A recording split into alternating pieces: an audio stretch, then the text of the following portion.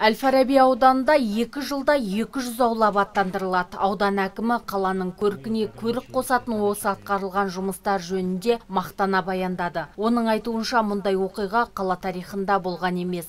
Аулаларды абаттандыру бойынша тағы да 36 ауланы абаттандыруға біз биыл тапсырыс бердік. Оған қаражат бөлінеді деп күтілуде.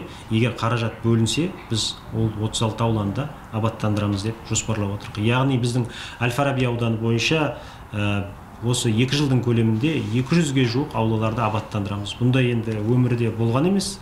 Осы биыл үлкен жұмыстар былтыр, яғни 100 ауланы біз мемлекеттік жекеменшік әріптестік аясында істедік. Биыл тағы да республикалық бюджеттен, жергілікті бюджеттен егер қаражат бөлінетін болса, онда тағы да үлкен ауқымды жұмыстарды атқарамыз.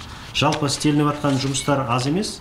Сонымен қатар аулалардың сапасына да жақсы деген баға берді. Аудан әкімінің айтуынша, ақаулар шыға қалса, мердігер қайта жөндеп береді. Келісім бойынша кепілдікке 3 жыл берілген. Бір ерекшелігіміз тағы да қайталап айтып өтейін.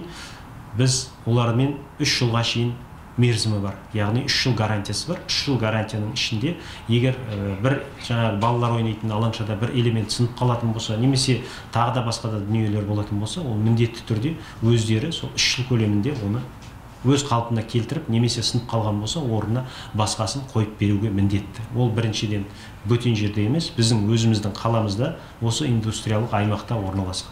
Сондықтан оған қатты алаңдаудың қажеті жоқ. Мердігерлерді алақанында ұстап отырған аудан әкімі тұрғындарға да талап қойды. Абаттандырылған аулаларды күтіп ұстауға шақырып, мемлекеттің мүлкіне салғырт қарамауды өтінді. Ботагөз Әбжәлел, Антон Семенов, Саят Асанханов, Нар Ньюс.